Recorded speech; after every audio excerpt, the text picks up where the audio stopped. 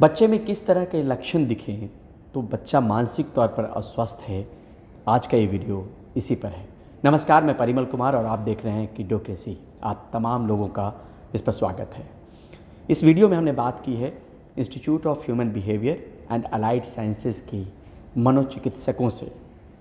3 मनोचिकित्सक हैं जिसमें डॉक्टर दीपक कुमार हैं, डॉक्टर अपर्णा गोयल हैं, डॉक्टर प्रतिभा हैं, और बारी बारी से समझने की कोशिश की है कि बच्चे में क्या कुछ लक्षण दिखे तो मानसिक तौर पर अस्वस्थता की निशानी है और तुरंत आपको डॉक्टर से संपर्क करना चाहिए। ये हमारा प्लेटफॉर्म उन माता पिता को लेकर है जिनके बच्चे 18 साल के उम्र तक के हैं, और शुरुआती दौर में अगर आपको कोई लक्षण दिखे तो इलाज मुमकिन है और तुरंत आपको डॉक्टर से संपर्क करना चाहिए। तो ये वीडियो पूरा देखिएगा ज़रूर, जिसमें तमाम बारीकियों को मनोचिकित्सकों ने बताया है कि क्या कुछ लक्षण है जिसको देखकर आप पहचान सकते हैं कि अब डॉक्टर से ज़रूर संपर्क करना चाहिए। तो आज का ये वीडियो हमारा इसी पर आधारित। तो डॉक्टर दीपक, सबसे पहले आपसे जी, जब बच्चा जन्म ले किस तरह के लक्षण अगर दिखे तो लगे कि उनको जो है मानसिक तौर पे कुछ दिक्कत हो सकती है और डॉक्टर से संपर्क करना चाहिए? देखिए, ऐसा है कि मानसिक बीमारी जो है वो कोई उम्र का लिहाज नहीं रखता है। कहने का मतलब ये हुआ कि किसी भी उम्र में मानसिक बीमारी हो सकता है किसी को। हाँ, ये होता है कि उसका प्रेजेंटेशन जो होता है वो उम्र के हिसाब से बदलता रहता है। तो मान लीजिए अगर उदासीनता या अवसाद जिसे कहते हैं वो अगर एक वयस्क में होता है तो उसमें वो लक्षण कुछ अलग होंगे, लेकिन छोटे बच्चे में अगर होता है तो कुछ अलग होगा। उदाहरण के तौर पे बच्चे में ऐसा हो सकता है कि चिड़चिड़ापन ज़्यादा हो सकता है, या फिर उसके कोई शारीरिक दर्द वगैरह हो सकता है, जैसे पेट में दर्द बार बार हो रहा है, सारे इलाज करा लिए फिर भी कुछ नहीं निकला। तो वैसे मरीज जो होते हैं वो हमारे बच्चे यूजुअली खुल के ये नहीं बोलेंगे मेरा मन उदास है, जैसे कि एक वयस्क कहते हैं। मतलब वो माँ बाप को ही देखना पड़ेगा जी। हमने बच्चों की बात इसलिए की सर, ये तमाम लोग मनोचिकित्सक हैं यहाँ पर, बच्चों की बात इसलिए की कि हमारा प्लेटफॉर्म 0 से 18 साल के बच्चों पे केंद्रित है और उनके पेरेंट्स को लेकर उनको क्या अवेयर करना है, इसलिए बच्चों को लेकर जिक्र किया। जी सर। जी हाँ, तो ये है कि बेसिकली हमारे पास जैसे बच्चे जो पहुँचते भी हैं क्लिनिक में, तो उसमें बेसिकली कुछ तो होते हैं जो कि जिनके पेरेंट्स में खुद ये लक्षण बचपन में उनके हुए होते हैं, तो उस तरह से वो अवगत होते हैं, इसीलिए वो उनको जल्दी पहचान भी लेते हैं। जैसे कॉमन बीमारी बिहेवियरल प्रॉब्लम होती है जिसको ADHD कहते हैं, अति चंचलता जी। तो उसके कई बार पेरेंट्स खुद ग्रसित होते हैं, तो वो बच्चों में जल्दी से इसको भांप लेते हैं और उनको हमारे तक ले आते हैं। लेकिन ज़्यादातर आजकल चूँकि पढ़ाई का पे ज़ोर ज़्यादा है, तो जो भी एकेडमिक प्रॉब्लम्स वाले जितने बच्चे आते हैं वो स्कूल के काउंसलर या टीचर्स आइडेंटिफाई करके उनको रेफ़र करते हैं। तो उसमें कॉमनली हो जाता है जैसे डिसलेक्सिया जैसी सिम्टम्स जो होते हैं, जो कुछ दिन पहले सिनेमा जो आई थी तारे ज़मीं पे, उसमें बड़े अच्छे से इसको रेखांकित किया गया था। तो इस तरह की सिम्टम्स, लेकिन आजकल बच्चे और समस्याएं लेके भी आ रहे हैं, जैसे नशे की समस्या को लेके, जो कि एक विकराल रूप लेके हमारे देश के पास एक चुनौती के तौर पे। माता पिता हैं, अगर उनका बच्चा नशा कर रहा है जी, ओब्वियसली माता पिता या परिवार में नहीं बताएगा, क्या कुछ दिखे तो लगे कि इसमें कुछ ऐसा दिख रहा है कि आंखें चढ़ी हुई या कुछ आप जो बता पाएँ कि उनको मॉनिटर करने की ज़रूरत है अगर नशा कर रहा हो? तो ये है कि देखिए, वैसे तो स्पेसिफिक नशा से संबंधित लक्षण होते हैं, लेकिन मोटे तौर पे ये हो जाता है कि उनका जैसे कोई ना कोई, जैसे स्कूल जाना कम हो जाएगा, वो अपने में एकांत में रहने लग जाएगा, ठीक है। पैसों की डिमांड उसकी ज़्यादा हो सकती है इन चीज़ों को पूरा करने के लिए, और ये भी हो सकता है कि वो जैसे टॉयलेट में ज़्यादा समय बिता रहा हो, उसकी आंखें एकदम लाल हो, अगर हाथ पे देखें तो हो सकते हैं कुछ निशान हो, या अगर सिगरेट वगैरह या फिर तंबाकू ले रहा है तो उसके होंठों के आसपास आपको थोड़ी कालापन वगैरह दिखने लगेगा। तो इस तरह से उसकी नींद उखड़ सकती है और वो चिड़चिड़ा हो सकता है, और अचानक बदलाव होने लगेगा उनके व्यवहारिक, जो कि बिल्कुल ठीक चल रहा था अचानक हो रहा है और कोई इसका कारण नज़र नहीं आ रहा है आपको परिवेश में। जी डॉक्टर प्रतिभा, आपसे भी समझना चाह रहे हैं, बिहेवियरल प्रॉब्लम की बात हो रही है, ये बिहेवियरल प्रॉब्लम में क्या आप ऐड ऑन करना चाहेंगे? जैसा कि आपने पहले बोला कि जन्म से बच्चे को जब जन्म होता है तो माता पिता को क्या नोट करना चाहिए, तो बेसिकली जो जब बच्चे का जन्म होता है तो जनरली क्या होता है कि उसने एकदम से रोया कि नहीं रोया, और फिर उसके बाद रोने के बाद में उसके जो नॉर्मली बाकी बच्चों के जो डेवलपमेंटल माइलस्टोन्स होते हैं कि उसने चलना ठीक से शुरू किया कि नहीं, उसने बैठना कब शुरू किया, सो इन कंपैरिजन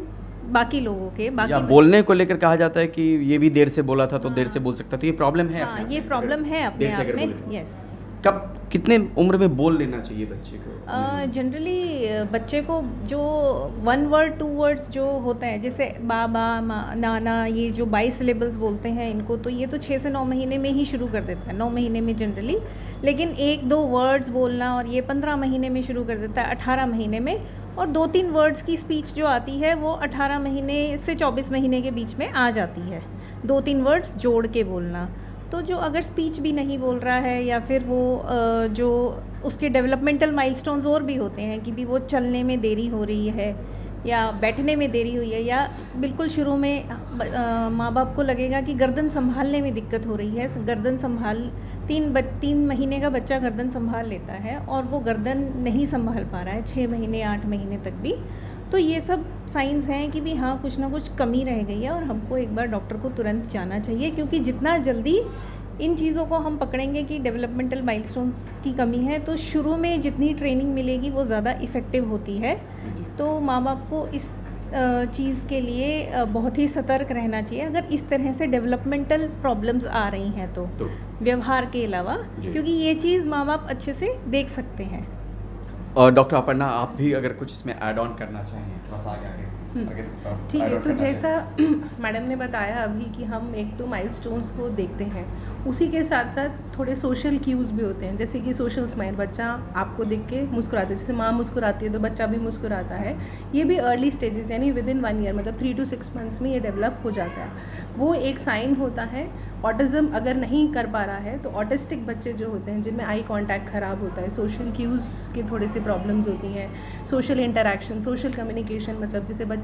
दूसरे बच्चों को देख के इंटरेस्ट शो करता है, वो सब चीज़ें नहीं डेवलप हो पाती हैं इन बच्चों में जिनमें ऑटिज़म की बीमारी होती है। तो इस टाइम पे जैसे हम ये कहते हैं, क्या क्या लक्षण मैम? वही मैं बता रही थी कि ऑटिज़म के हम 2 से 3 साल तकरीबन हमारे पास पेरेंट्स यूजुअली लेटर एज में आते हैं, क्योंकि उनको शुरू में लगता है कि बच्चा है, डेवलप हो रहा है, हो जाएगा। लेकिन ऐसा होता है, एक आई कांटेक्ट, मतलब जब आप बात करते हैं तो आप और मैं आँख से आँख मिला के बात कर रहे हैं, पर बच्चा जैसे ना तो अपने आप से आँख मिला रहा है, ना आप अगर आवाज़ लगा रहे हैं तो तुरंत रिस्पॉन्ड कर रहा है, जैसे एक माँ आवाज़ लगाती है या पेरेंट आवाज़ लगाता है, बच्चा अपने नाम को रिस्पॉन्ड कर रहा होगा किसी चीज़ को, वो नहीं होता है उस बच्चे में। तीसरा, वो एक अपनी अलग दुनिया में रहता है, मतलब सोशली वो अलग चल रहा होता है, मतलब बाकी बच्चे अलग खेल रहे हैं, वो एक अलग खेल कर रहा होता है अजीब चीज़ों से। जैसे हम खेलते हैं गेंद से, बच्चे खेलते हैं गेंद से या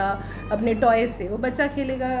किसी कोने में जाकर किसी पेन के ढक्कन से, टूथपेस्ट के ढक्कन से, ऐसी चीज़ों के साथ खेल रहा है। कभी कभी उनको बहुत शौक होता है एक लाइन में चीज़ें लगाने का, और बहुत पर्टिकुलर होते हैं कभी कभी कुछ चीज़ों के लिए कि ये मेरा मतलब जो पेन है वही पेन, उसी तरह का, उसी स्क्रैच वाला पेन। कई बार ऐसा भी होता है उनके लक्षणों में। ज़रूरी नहीं है कि ये सारे लक्षण एक साथ हो, ज़रूरी नहीं है कि एक लक्षण हो तो वो बीमार हो,